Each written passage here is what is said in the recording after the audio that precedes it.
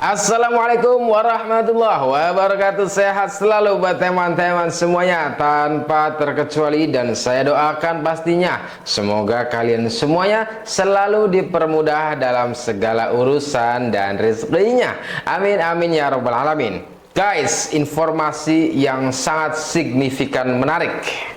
Karena apa guys? Ternyata akhirnya lagi dan lagi terbaru bahwa di antara teroris itu akhirnya dibongkar. Hasil penelitiannya itu adalah abal-abal. Hasil penemuannya itu adalah seperti yang dikatakan Polda, benar juga. Apa katanya?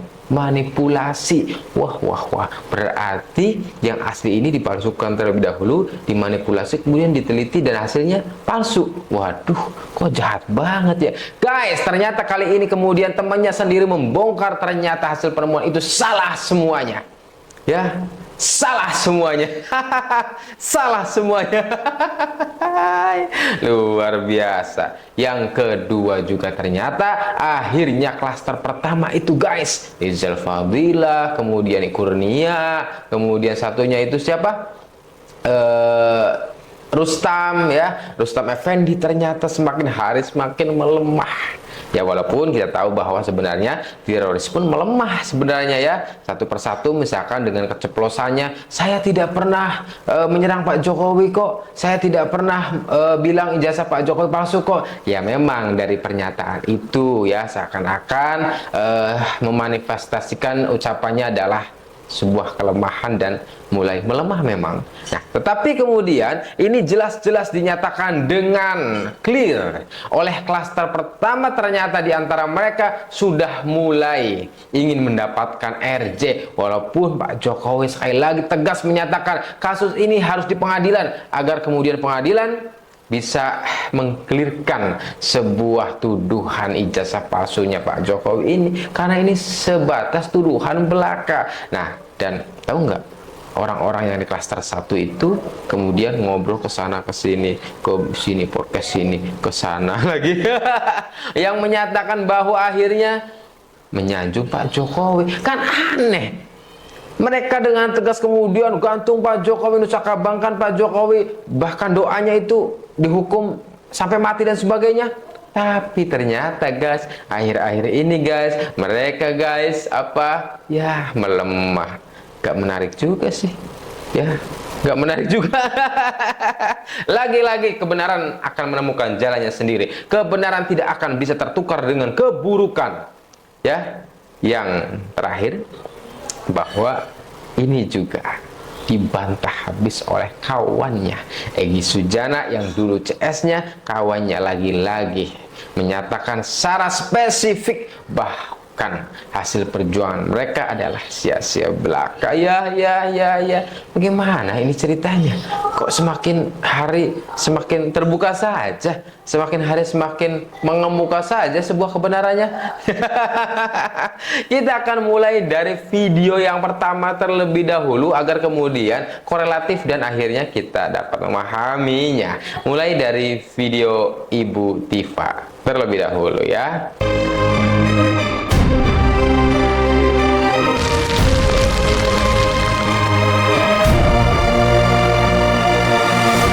YouTuber Nusantara. Jokowi sudah meluncurkan serangan-serangan yang masif melalui buzzer-buzzer junior yang kami sebut termul, Ternakan Mulyono, maupun buzzer-buzzer senior yang bahkan punya jabatan publik, anggota DPR, pejabat publik, staf sus presiden, bahkan sudah melakukan pelecehan psikologis kepada kami semua. Serangan buzzer-buzzer yang tiada henti dan pemanggilan hukum kepada kami dengan tuduhan yang berat, pasal-pasal yang berat. Kami para peneliti yang sedang melakukan pekerjaan kami. Wah, Dokter Tifa yang terhormat lagi dan sedang ngamuk guys. Semuanya dikatakan termul, baik itu penegak hukum, baik itu bahkan staf khusus presiden ya, Kodari berarti kan. Nah, kemudian juga dikatakan juga polisi dan sebagainya, semua itu melecehkan kami katanya. Bukannya dalam hal ijazah ya, tuduhan ijazah palsu, bukannya itu Anda dan kawan-kawan yang melecehkan Pak Jokowi, yang memfitnah Pak Jokowi, yang mencemarkan nama baik Pak Jokowi, ya, fitnah semua segala macam, bahkan memprovokasi rakyat untuk membenci Pak Jokowi. Bukankah begitu, guys? Jangan memutarbalikkan fakta, jangan playing victim, jangan plot twist dong. Nyatakan bahwa apa yang Anda fitnah adalah fitnah nih. Gue fitnah nih terhadap Pak Jokowi nih, gue mencemarkan Pak Jokowi nih, gue minta maaf. Nah, itu baru jantan, Ibu Dokter. Jangan begitu seakan-akan Anda ini paling benar, seakan-akan yang Anda ucapkan tuduhan itu adalah benar, padahal buktinya, dan saya akan jelaskan loh ya, akan tayangkan loh ya videonya lah ya, bahwa teman Anda membongkar Anda loh ya. Bahwa teman Anda kemudian membongkar hasil penelitian Anda loh ya. Akan Anda dengar nanti videonya dan akan kelepekan. Kalau mau dapat SP3 itu tidak ke polisi tapi cukup ke Solo. Terbukti ada dua orang berkunjung ke Solo dapat SP3 dan terbongkar menurut orang yang konon namanya Egy Sujana. Dia datang ke Solo, dia marah-marah ke Jokowi. Lalu apa yang bisa saya lakukan? Kata Egy Sujana, Anda perintahkan Presiden, perintahkan Kapolri, perintahkan Dir tindak pidana umum untuk SP3 saya. Lalu katanya Jokowi memanggil polisi dan perintahkan itu. Berarti benar kan? Kendali hukum di negara kita tidak lagi pada asas dan peraturan, mungkin juga tidak lagi terikat dengan KUHP dan KUHP baru, tapi dikendalikan oleh Solo. Dalam konteks kita ini melaporkan Ahmad Komarudin dan yang namanya Roy Suryo, menurut keterangan dari Habib Rizik, itu urusan pribadi saya dan DHR. Tidak ada urusan dengan Habib Rizik, dan Habib Rizik tidak mau ikut campur urusan. Tapi itu persoalan hukum antara saya dengan Ahmad Komarudin dan Roy Suryo. Karena diberi peluang seperti itu, saya tetap berpandangan kepada pelaporan polisi saya. Ya, karena menyangkut bukan soal ijazah, ini menyangkut subversi konstitusi. Dengan omongan Ahmad Komarudin mengatakan bahwa SP3 Egy Sujana produk Solo, jadi tidak sah. Pertanyaan seriusnya, SP3 itu kan produk undang-undang, usernya polisi, Polri. Tentu tidak mungkin produk Solo. Itu adalah produk Presiden dan DPR Republik Indonesia. Disinilah subversif konstitusinya, telah menista Undang-Undang Dasar 45 dengan sangat seenak jidatnya aja. Sok jago, sok merasa benar bahwa saya produk Solo dan karenanya harus dibatalkan. Apa haknya dia gitu? Ya, itu yang pertama. Yang kedua, lebih parah lagi. Joko Widodo telah membeli pejuang menjadi penjilat atau pengkhianat. Telah membeli. Ada diksi kata membeli. Menurut hukum berapa jual beli? Transaksinya di mana? Berapa besar saya dibeli? Nah, kalau dia tidak menjelaskan dengan jelas, maka itu namanya fitnah. Tambah lagi ditimpe sama si Roy Suryo, datang 2 tuyul menemui jin ifrit. Saya hanya mengatakan kita kehilangan 2 tuyul. Jadi nanti kalau prosesnya dilanjutkan, berarti Polda Metro Jaya harus memproses 2 tuyul. Ya gitu. Itu aja udah. Jadi kalau tuyul bisa dipidana, ya udah tuyulnya aja dipidana. Tidak disebut nama, saya hanya mengatakan 2 tuyul. Jadi tulisan dari Pak Lukas Suwarto waktu itu adalah 2 tuyul menemui jin ifrit. Jadi 2 tuyul itu saya sama dia. Jin ifritnya Jokowi. Roy, lo jangan ngeles-ngeles maksudnya lo pakai satir. Lo lagi ribut sama gua, gitu. Jadi lo jelaskan lah. Aku tidak mau ribut antar begini, apalagi teman. Bukan teman itu anak buah kita itu, si Aman Husainuddin. Dia dulu yang keluar dari TPU itu. Bikin. Baik, saya sudah dapatkan poinnya.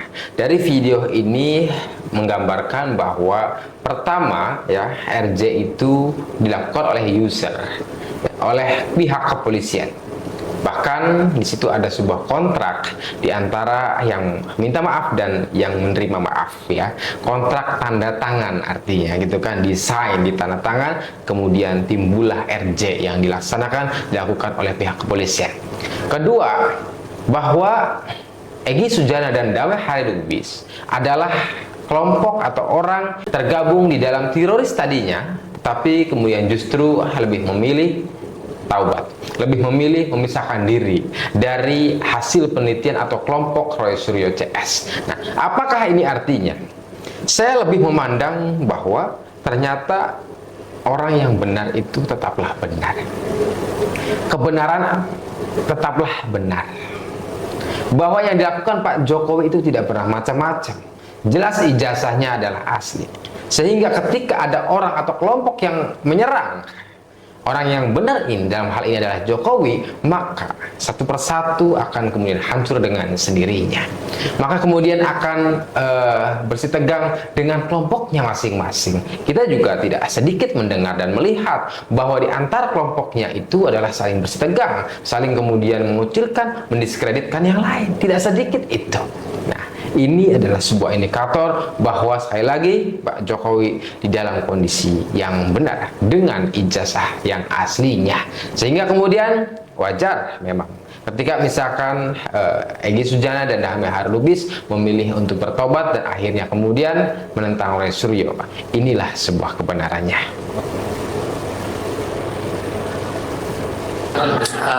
Membesarkan hatinya supaya dia tidak bunuh diri. Untuk orang yang putus asa itu kalau orang beriman ya istighfar ya sholat dan lain-lainnya menyesal ya. Tapi saya kira loh dia terlalu banyak dukun ya. Nah sehingga kira-kira loh harus dipelihara, jangan sampai nanti tiba-tiba sampai gantung dan lain-lain. Saya kira itu aja. Makasih. Luar biasa ya, aki-aki seorang katanya bapak reformasi, seorang yang katanya ahli yang bernama Bapak Amin Rais ini, yang justru pernyataannya adalah mendiskreditkan diri sendiri. Kenapa? Karena seorang bapak reformasi, seorang ahli, seorang katanya pejabat, mantan pejabat di mana-mana dan sebagainya, tapi justru kemudian tidak bisa menyaring dirinya, tidak bisa menyaring ucapannya sendiri. Justru malah apa kotor ucapannya ya, mengatakan Pak Jokowi itu adalah banyak dukunnya, mengatakan Pak Jokowi adalah jangan bunuh diri dan sebagainya, mendiskreditkan dan sebagainya. Tidak sedikit konten-kontennya Pak Amin Rais ini mendiskreditkan Pak Jokowi.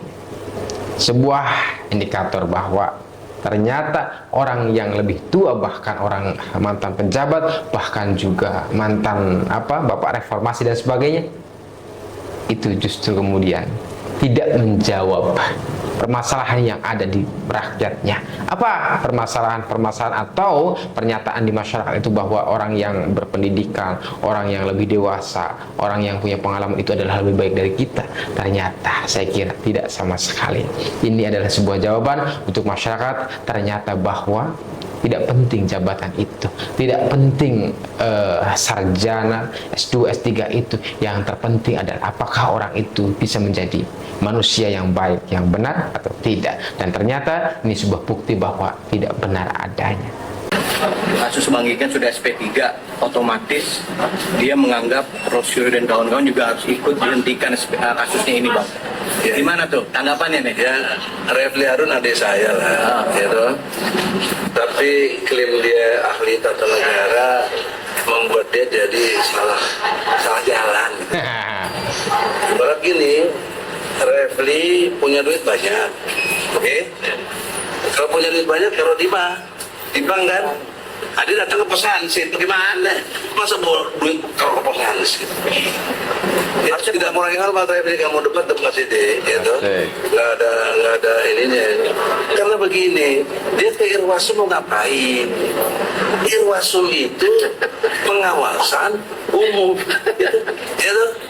Ngapain ke pengawasan umum? Nggak ada. Buat malu. Kalau mau membicarakan SP3, karena bicara SP3 kan, Egi dapat kok gua enggak. Lo kesini dong penyidik. Nih penyidik. Tempatnya di sini, bukan ke Irwasum. Itu tadi mau duit ke pos hansip, bukannya ke bank. Ya, gimana sih lu? Kita ke polisi malah dicuriga. Nah, kita ke polisi dibilang termul apalah, astagfirullah. Kita dapat SP3 dibilangnya cacat. Katanya Cacat hukum. Tapi cacat hukum kok ditiru? Itu satu ya, benar. Yang kedua, bendeling kan satu bendeling, satu bendel kan? Pakai ilmunya 1, 2, 3, 4, 5, 6, 7, satu bendel dalam satu kasus, oke? Dalam satu kasus, misalnya perampokan, perannya beda-beda nggak? Iya. Beda, nggak bisa. My sister ini, siapa nama lu? Yoni sama Arga main disamain, ya nggak bisa dong.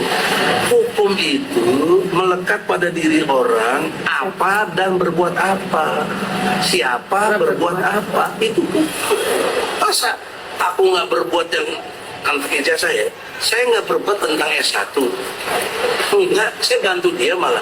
S1 saya bantu karena ditopang oleh Rijal Fadila yang siap-siapin data atas nama TPU. Saya bantu, tapi saya concern tetap yang SMA.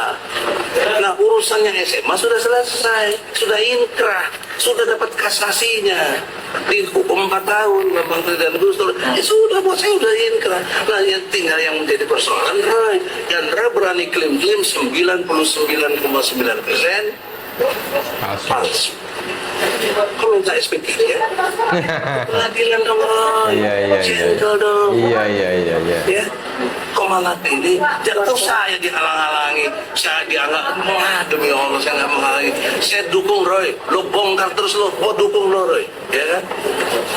Aku kasih support, dia pernah ketemu di TIS, udah bang kalau sama abang saya nggak berani ngelawan, sekarang ini ngelawan gue, coba dulu, Roy, aduh ya Allah Roy. Berarti apa nggak merasa jadi satu banding dengan Ya kagak lah. Beda bang. Ente lihat aja. Ya.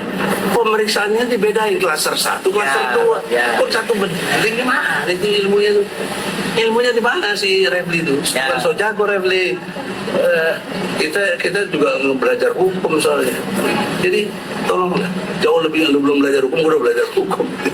Baik. Jauh. Apa Jadi perlu? Baik, poinnya sudah saya dapatkan satu hal ya, momen yang sangat lucu menurut saya, bahwa ternyata Refli Harun itu kan ya mungkin melalui aspirasi daripada teroris dan para tersangka yang lainnya, bahwa mereka kan pada dasarnya ingin bebas, ingin di SP3 kan, sehingga kemudian PH-nya dalam hal ini adalah Refli Harun mengunjungi dan bersama dengan mereka para teroris ini ke Irwasum, ingin segera dibebaskan, ingin segera dihilangkan status tersangkanya, ingin di SP3 kan. Dan ternyata hal itu memang menjadi tertawaan semua kalangan, bahkan ahli hukum sekalipun, dan bahkan mantan temannya teroris sekalipun yang mengatakan bahwa ini lucu sekali, kalau Anda ingin SP3 jangan ke Irwasum, kata Egy Sujana. Kemana? Ke penyidik dong, jangan ke Irwasum. Ini lucu. Nah, ini juga sebagai dasar bahwa kenapa sebagian pengamat yang lain mengatakan bahwa beginilah kalau kasus pidana ditangani oleh ahli tata negara, katanya kira-kira gitu. Iya juga sih. Nah, ada hal yang menarik ini. Hal yang menarik, ternyata klaster 1 ya juga ternyata mulai memuji-muji Pak Jokowi. Pagi ini aku baru nonton salah satu video Kurnia di dalam podcastnya Abraham Samad. Kurnia sekarang mulai memuji-muji Bapak Jokowi. Dibilangnya Bapak Joko Widodo itu orangnya elegan. Dibilang Bapak Joko Widodo orangnya teratur. Kurnia ono opo? Kok mendadak baik toh? Mendadak respect toh kepada Bapak Jokowi? Dia katakan, gara-gara saya mengatakan bahwa Bapak Joko Widodo orangnya teratur, orangnya elegan, saya dibully. Banyak orang membuli saya. Ya walaupun berlawanan kan, saya harus katakan iya kalau memang iya, katakan tidak kalau memang tidak. Wah, kayaknya tercium-cium nih, kepengen RJ. Kurnia. Ya kita dengarkan. Jadi memang setiap hari di rumah Pak Jokowi itu orang antri panjang sekali sampai keluar-luar itu untuk bersalaman, sekedar berfoto, dan mereka menyediakan makanan kecil di depan gitu kan. Serat Solo itu gitu. Itu minuman. Nah, jadi kan ada yang antri tuh. Nah, antri itu khusus tuh sudah berbentuk sendiri barisannya. Kami masuk, Pak Jokowi melihat kehadiran kami. Jadi dia kode gitu. Kami masuk ke dalam ruangan, sebegitu langsung automatically ruangan ditutup. Pintu ditutup ya. Jadi yang parkir di luar yang untuk salam-salaman ya silahkan antri dulu gitu. Kami masuk, ruangan itu adalah ruangan yang paling kita sering lihat di mana Pak Prabowo pada bulan Oktober 2024 bertemu Pak Jokowi. Atau itu juga ruangan, kalau menurut saya ya, di mana Pak Jokowi menerima para oligarki. Nah itu ruangan itu, menurut saya itu. Aguan pernah datang nggak di situ? Nampaknya seperti itu ya, dengan omongannya gitu. Pak Jokowi sendiri, tidak ada teman siapapun, dia di depan kami, sementara kami bertiga di meja seberangnya begitu. Ada seorang pengambil gambar, ya, Yang dulu Bu, ya, berarti waktu Ibu Kurnia masuk di ruangan itu, kamera semua nggak boleh masuk? Tidak boleh, jadi kami sudah bertiga aja. HP-nya Ibu Kurnia disimpan? HP Damai, HP Bang Rizal, HP saya, semua dimasukkan di tas saya, yang tas saya dibawa oleh rekan saya di luar. Namanya kita baru pertama kali bertemu, tentu ketika nanti nih saya mau ngomong ke depannya, saya diprotes ini sama orang-orang yang mendengarkan Kalau memang kita tidak sepakat kan kita tidak boleh mengatakan yang tidak benar. Kok baru sekarang sih ngomongnya? Kemarin-kemarin kemana aja? Iya. Kemarin Kurnia, kau membawa masa ke Colomadu ke depan rumah Bapak Joko Widodo di mana akan membangun rumahnya. Teriak-teriak di sana, ini hasil rakyat, keringat rakyat segala macam. Tapi tunggu dulu, aku tanya dulu, ikut ya kau ke sana, aku tanya dulu. Ikut nggak? Yang kemarin ribut-ribut sama tukang parkir. Iya. Memang benar juga ya Pung ya. Kok baru sekarang ya sudah mulai mengarah-arah ke muji-muji, walaupun memang mujinya itu dari podcast ke podcast kira-kira. Kenapa nggak dari dulu saja? Apakah ini sebuah pertanda klaster pertama ini memang termasuk Kurnia ya ingin mendapatkan RJ kira-kira?